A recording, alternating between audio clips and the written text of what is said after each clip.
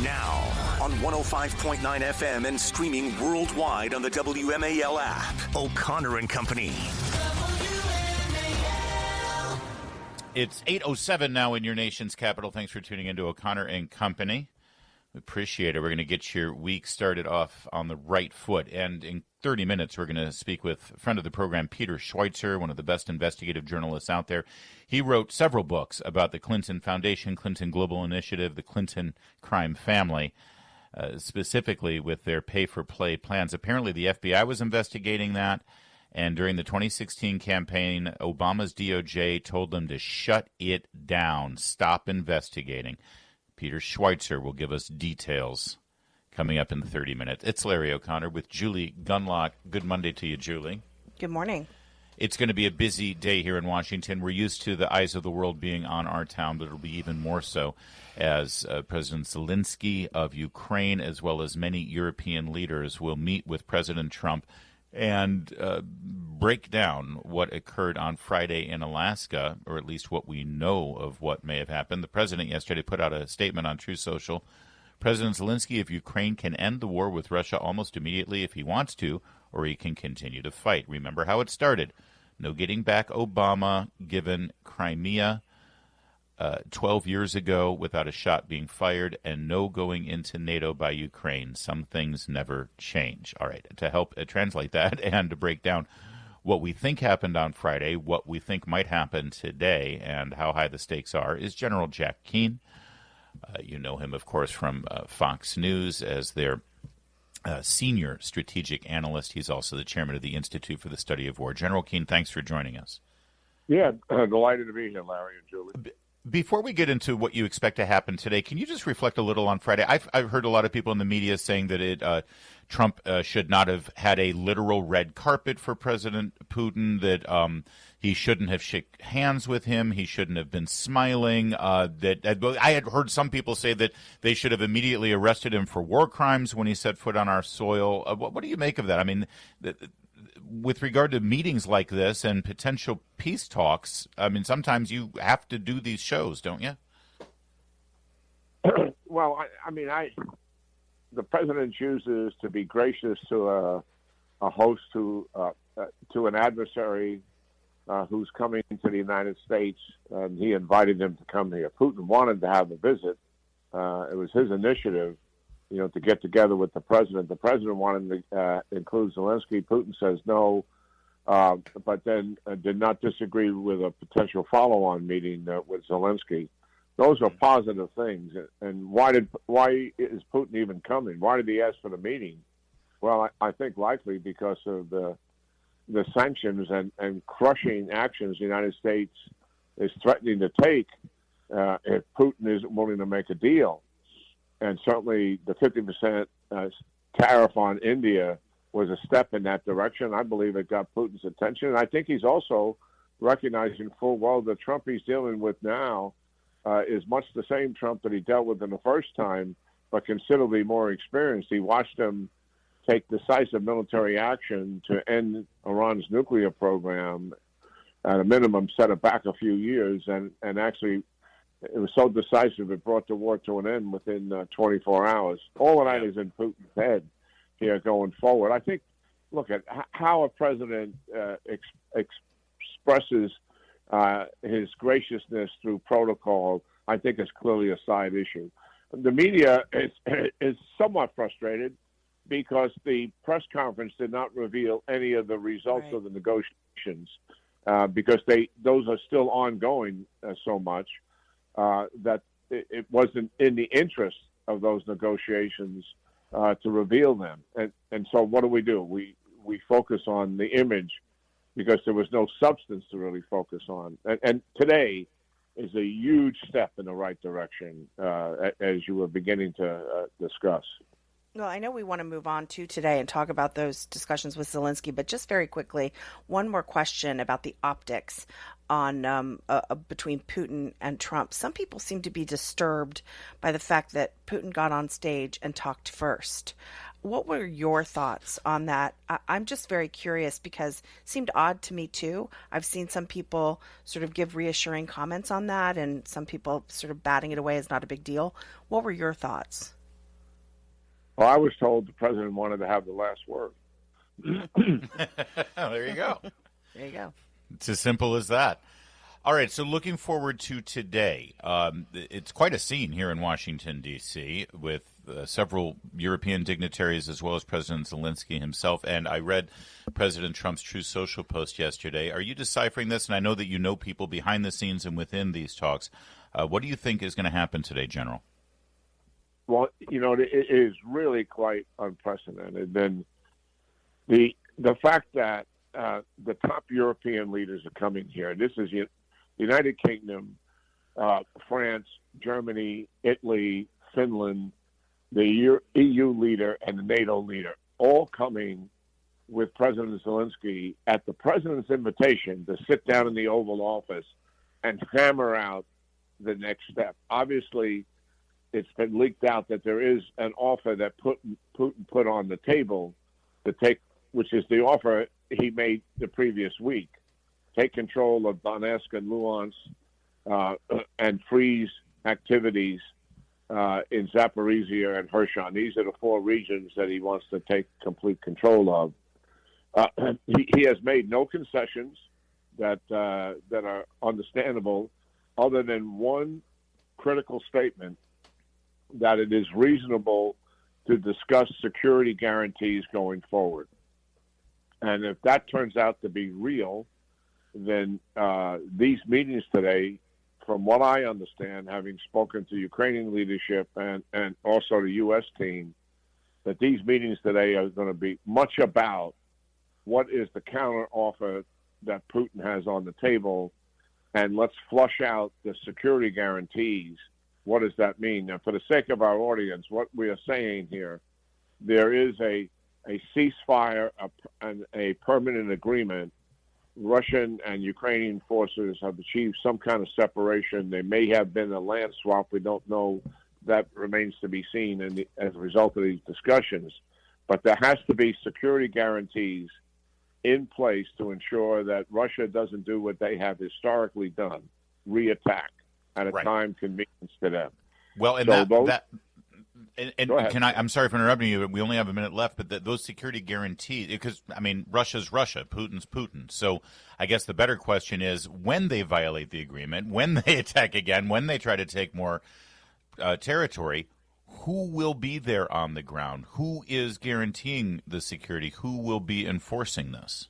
Well, that's what's being flushed out. That would likely be, in my mind, it would certainly be the majority of the forces on the ground would be provided by the Europeans. The Army has 4 brigades in Europe right now. 2 of them are permanent. 2 of them rotate in and out. I would also recommend we put one of those into Ukraine. All of it backed up by air power, can provide day-to-day, hour-by-hour intelligence on what Russian forces are doing, and upgun Ukraine as much as possible. There are other options certainly are going to be discussed, but those are top-of-mind options. If you want real security guarantees and have some teeth to it, that has to be an essential ingredient. That will get discussed today for sure. It's going to be a big day, and we will have follow-up coverage tomorrow, and no doubt, if you are so inclined, you can get General Keane's analysis in real time, I'm sure, all day today on Fox News Channel. Thank you, General. Yeah, great talking to both of you. Thank you. WMAL, making sense of the news. Live from the Home Paramount Pest Control Studios. Home Paramount, the leader in pest control since 1939. Well, there's no doubt there's bad blood between James Comey and Donald Trump. But who knew, as James Comey was planning his nefarious activities, covertly undermining the 2016 presidential election and the voters of this country, that he was actually humming Taylor Swift in his car or office while he was doing it. Take a listen to a video that I assure you legitimately is, in fact, James Comey, that he posted yesterday. Hey, everybody. Welcome back to my Substack. Last week's cold turns out to have been COVID, quite a flashback. And Donald Trump is still president and still humiliating America on a national stage, standing next to Vladimir Putin. It's like a dream, a bad dream you can't wake up from. But I don't want to talk about that bad dream this week. I want to talk about a truly inspirational public figure named Taylor Swift. Of course, I watched her podcast interview with the Kelsey brothers. Of course, I watched the whole thing, although on YouTube, Patrice and I got kicked off for the last 15 minutes and finished it on her phone. But I watched it. You see, Taylor Swift and I go way back. I went to my first concert of hers 15 years ago. I've been to a second, and I have helped financially support the attendance of a lot of family members at others. Good God. I'm in a family's Swiftie group chat. I know all her music, and I listen to it in my headphones when I cut the grass. Oh, God. There's more. Is he but can okay? And the setting is so weird. It's just him with like a white wall behind him as he just stares straight into the camera.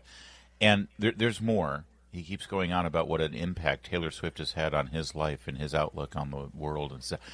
I kid you not, Julie. I saw this last night, and I was going to retweet it with commentary, but I was so afraid that I was getting punked by some sort of AI thing. Yeah, me too. I thought it was fake. It couldn't be real, and it is. Yeah, I'm the same.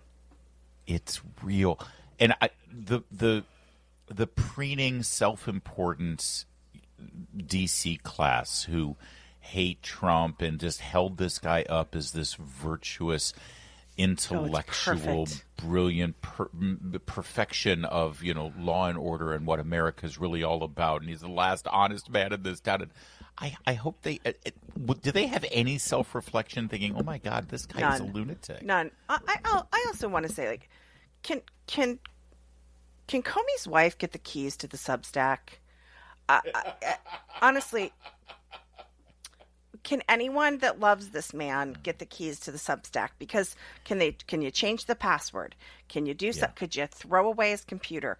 I mean, I often wonder about people who sort of ruin their own reputations and legacies like this, and wonder, is there anyone, are they just surrounded by sycophants? Like he said, I love how he also said we financially supported people who want to go to the concerts. Like, is he just surrounded by people who are using him? Like, why are these people not telling him, Dad, you're kind of embarrassing yourself here. Has he set up a 501c3 nonprofit foundation to help people, underprivileged children, to go to Taylor Swift concerts? Because I think they would prefer to, maybe get a meal and read a book.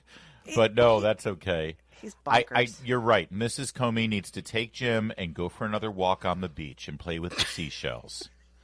All right, here's a little bit more of James Comey, America's top cop, the last honest man in D.C., waxing poetic about TS. So, yes, I have a favorite of hers, although honestly, for me, it's a tie between All Too Well, 10-minute version, and Exile featuring Bon Iver. Taylor Swift has grown up with my family and provided us a soundtrack, really, as we've grown ourselves and learned and adapted and dealt with adversity and celebration. She had songs for all of it. I suspect that's something that millions of Americans have also experienced in their families. I think that's because Taylor Swift produces great art, but also because she models something. At every stage of her career, she's shown a certain way of being that resonated with my kids and also felt right to me as a parent. And she's still doing that as a grown-up. What are you doing? Like a lot of you, I struggle with how to stand up to bullies without letting their meanness infect me and change me. You may have seen that the governor of California has been generating a lot of attention lately by posting on social media in a satirical way where he mocks Donald Trump and his all-caps megalomania and his absurdity. And I find it very funny. Hilarious, even sometimes. He is a 12-year-old girl. He is. He is. The shells that he found. I mean, that even had that sort of weird vibe to it. I don't know. I mean, it makes you wonder if someone is advising him. Like, we need to appeal to the young generation. This has this sort of like, how are you doing, kids, kind of vibe to it. You wonder. He's so stiff. He's so weird. Yeah, this was. He went on to say, I'm going to quote him here. At my second Taylor Swift concert in Hartford, Connecticut 14 years ago, she sang a song about this topic, asking, "Why you gotta be so mean?" And then he went on to talk about how mean people are on social media. Let's talk to Martha Stewart about how mean you were to her. Okay? I think Martha has some words here. Can I just pause? Because I know that he writes, mystery novels now, and he takes long walks on the beach and Instagrams pictures of seashells. And he was the director of the FBI. I know.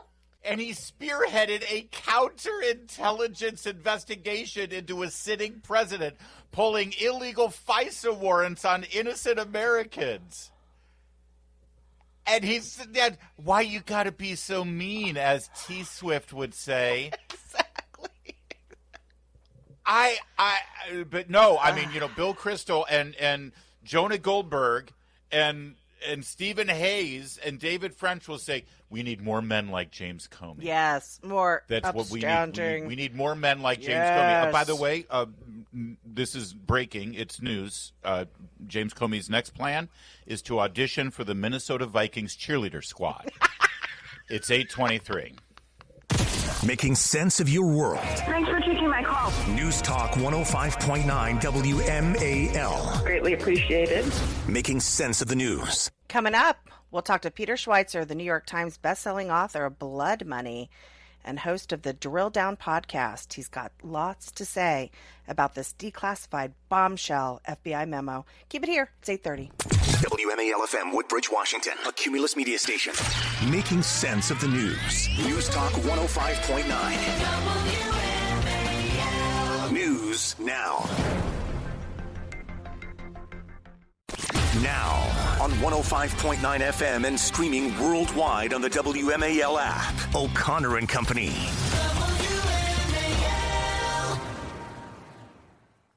8:37. We're going to hand it off to Chris Plant in 30 minutes. And President Trump just put out a huge statement, could be a game-changing statement, on mail-in ballots and his effort to end them forever in American elections. We'll get to the details of that coming up in a moment. It's Larry O'Connor with Julie Gunlock. Morning, Jules. Good morning.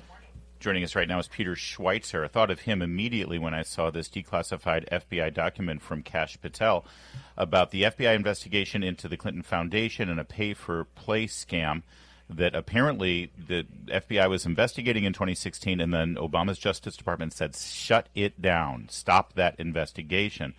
I thought of Peter Schweizer immediately because he literally wrote the book about this issue in particular. It's all detailed in Clinton Cash. Peter Schweizer, good morning. Thanks for joining us. Hey, good morning, guys. Good to be with you. Well, it looks like they almost used your book as a bit of an outline or guidepost for this criminal investigation based on what we know right now. I'm sure you've looked at these declassified documents quite a bit as well. What can you tell us here about what the FBI was investigating and what they ended, what they dropped? Yeah, well, I published Clinton Cash in May of 2015, and I was contacted by the FBI shortly after that, and they did, in fact, launch an investigation. It's important to point out, Larry. Peter, can I just jump in here real fast? I mean, I've interviewed you multiple times, and I've read your books. I did not know that. Have you disclosed that publicly before? I have not, no. And the reason, honestly, is we share information with law enforcement or congressional committees at any time. In this particular case, I had, and this is not, in any sort of glorious way, I was officially a confidential informant. I was not paid. This is just sort of a normal thing that you are listed as if you are, sharing information with the government. And I would not go public with it except for the fact of last year, the New York Times ran a piece and outed me based on leaks from the FBI as having been a confidential informant for the FBI. And again, all this simply means, Larry, is that the FBI contacted us and said, hey, could you share the information you have on this subject? And we're glad to do it if it's of national importance. And so going back to 2015, the book came out, and the document does mention that the FBI investigations were launched based on Clinton Cash. And at one point, there were 4 FBI field offices investigating this. This was organic. It came from the field agents. The FBI office in Little Rock, Arkansas, which of course is where the Clinton Presidential Library was located and the foundation has activities, the New York office, the Boston office, and curiously, an office that the FBI maintains in Nigeria. because the Nigerians had found there had been an eavesdrop on a conversation involving a Nigerian official who had donated to the Clinton Foundation, who was bragging that he was getting favors in return for doing so. And the issue was always the links between Bill's speaking fees, the foundation getting money from foreign nationals, while Hillary Clinton was Secretary of State and making decisions that were pertinent. That was kind of the whole genesis of the investigation. And as the document makes clear, the field offices pursued this, and they were told by HQ to shut it down. I'm almost speechless here, Peter. Julie, yeah. That's amazing. I am too. Do we know, is there a paper trail to who several of the people are who demanded that this be shut down? Do you know who it is? Yes. So one of them is Sally Yates, who's a name that's come up before. She was at the Department of Justice. She was one of the people in the Obama administration, and she explicitly told them to shut it down. And, this is what's important to understand. I mean, the FBI obviously has had its reputation, I think, damaged by its politicized nature over the last decade or so. You could even go back further and look at abuses, but by and large, the process was if field agents were pursuing something, they had cause to do so, and they had evidence were making progress, HQ would essentially stay out of the way. So it's highly unusual for headquarters to tell these field offices, no, you're going to stop. You're not going to do this anymore. Particularly, as I said, the book uses information from public records, transference of funds, speeches made, policies by Hillary Clinton. It's looking at patterns that exist between money flowing to the Clintons and her behaviors as Secretary of State. The FBI field agents had taken it far beyond that. They had interviewed people. They had actually forensic evidence. And so you had Sally Yates shut it down. You also had James Comey shut it down. And here's the sort of, truly a bizarre part. At the same time that they said, you are not going to do this, even though they were accumulating evidence, they embraced wholeheartedly the sort of Russian collusion narrative, which was based on a anonymous dossier that had no corroborating information. They said, no, we're going to go there instead. That's where you see the galling behavior here by leadership. They had a mountain of evidence on the pay-for-play Clinton scam, and they had nary a shred of legitimate evidence for Russian collusion, but that's what they went all in on. You mentioned this declassified document that we just got on Friday. You said this isn't a smoking gun, it's the whole arsenal. But just sort of flesh that out a little bit about what this document says to you, number one, but also what's next. We just had Joe DeGeneva, former U.S. attorney. He said he thinks the statute of limitations is run on all this stuff. Yeah, I'm not a lawyer. Joe is. I think Joe is probably correct on that. But yeah, what the evidence shows clearly is that the FBI field agents were pursuing this. And again, there were 4 field offices that were looking into this.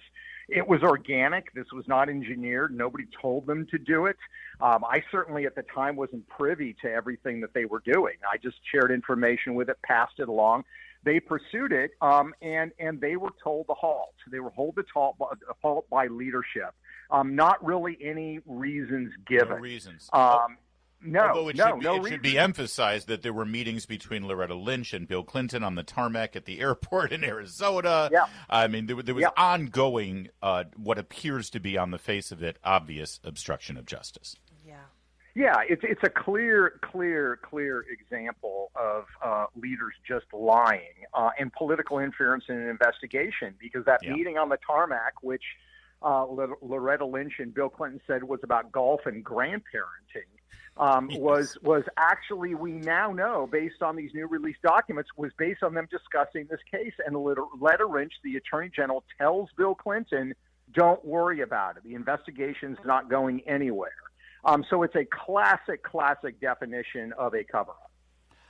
Peter Schweizer, we could talk for an hour, and in fact, you might be hearing from my people to arrange that for a podcast episode because there's so much here. But we have to leave it there. It's why you should all subscribe to Peter's podcast, the Drill Down Podcast. It's a little bit of this every single episode, and always great to talk with you, my friend.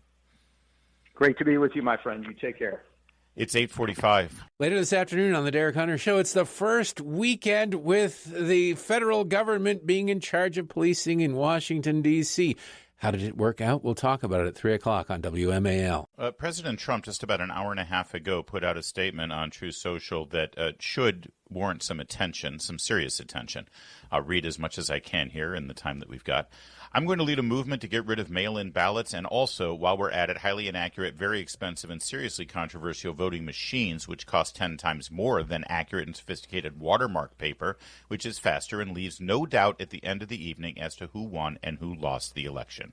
That last part is the most important thing. I keep emphasizing this. It's about the American people having confidence in our system. And right now, both sides, for whatever reason, have lost confidence, and that needs to be fixed. And the fact that our elected officials don't take that seriously is a problem. Because you may, it's all lies and it's all QAnon, and it doesn't matter. If people have lost confidence in our system, that needs to be fixed, and they need to take it seriously. You know what I mean? Yeah, and if there is even a question as to whether some not so ethical politicians will take advantage of these systems, we also need to shut it down for that. We just found out Hamtramck, Michigan, half of the city council is under investigation for election fraud, and it has to do with stuffing these drop boxes. You're with not supposed ballots. to say that, Larry. You're not supposed to recognize that. Everything's fine, Larry. We're now the only country in the world, says Trump, that uses mail-in voting. All others have it. Gave it up because of the massive voter fraud encountered. We will begin this effort, which will be strongly opposed by the Democrats because they cheat at levels never seen before, by signing an executive order to help bring honesty to the 2026 midterm elections. Remember, the states are merely an agent of the federal government in counting and tabulating the votes. We'll try to drill down on this in the next couple of days with J. Christian Adams and Hans von Spakovsky and other election law experts about what the federal government can do and can't do with regard to this. And we'll explore it even further. But for those of you who are concerned about the integrity of our elections, this is a good day if we're actually going to do something about it. It's 8:52.